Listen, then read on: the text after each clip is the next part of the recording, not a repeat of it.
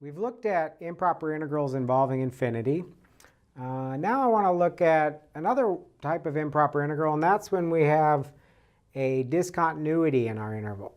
And let's look at this example first. Here the discontinuity happens to be right at the end of our interval. But this would not be a proper integral, right? This function doesn't even exist at 0. So based on our definition from the Riemann sum that we built up to the Riemann integral, this is not covered in that. But what we want to mean by that is, does this approach something as we move in closer and closer to 0? So what we want to mean there is, as I integrate, if I were to stop at some a, so instead of going from 0 to 2, go from a to 2. Now let a approach 0 from the right. Let it slide into that discontinuity. That's what we're going to mean by something like that. So what we want this to mean is the limit as a approaches 0 from the right, because we're sliding in there from the right, of the integral from a to 2 of 1 over root x dx. And now we just evaluate the integral. So we're looking at the limit as a approaches 0 from the right. Power rule, right? That's x to the negative half. Raise it by 1. That's x to the half divided by a half, or 2 root x. So we have 2 root 2 minus 2 root a. Just taking the antiderivative, 2 root x, and evaluating it at 2 and a. Now, as a approaches 0, this piece goes away, right? What we've got right now, before we evaluate, is that if you stopped at some a, the current integral would be 2 root 2 minus 2 root a. But as a gets closer and closer to 0, that piece is getting closer and closer to 0. So this is just 2 root 2. So we say this integral converges because the limit existed. And so that's what we're going to mean by an integral that involves a discontinuity. So we need some definitions here. So this is actually a definition. We define, so say we have a function that is discontinuous at a. So say f is discontinuous at x equal a.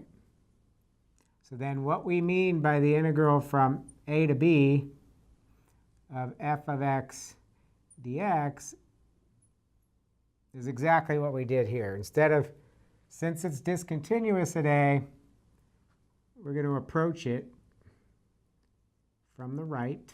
All right, we're going to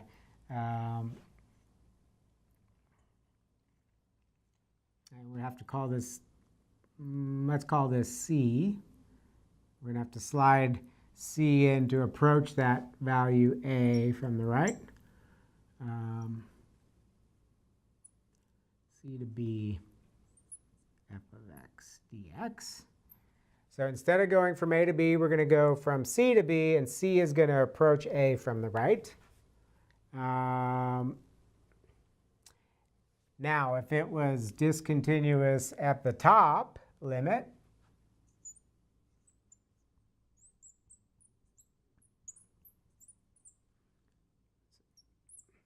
our first definition. Our second one, say we're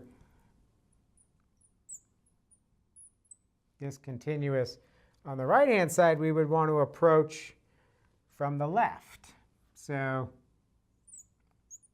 the integral from a to b of f of x dx will be the limit as c approaches b from the left, the integral from a to c. So we're going to come at that discontinuity from the left. And if the discontinuity is somewhere between a and b, we're going to have to break it up into two integrals. The integral that's on one side of the discontinuity and the integral that's on the other. So say f is discontinuous at x equals c, where c is between a and b. So the discontinuity occurs somewhere in the middle of that integral. Then the integral from a to b of our function, we will just break it up. So it's the integral from a to c, and then from c up to b. So we break it at the discontinuity, and now this thing has a discontinuity at its upper limit. This has a discontinuity at its lower limit, and that is 1 and 2 here. So much like the infinities, when we went from negative infinity to infinity, we broke it up as 2 improper. Here we break this up as 2 improper.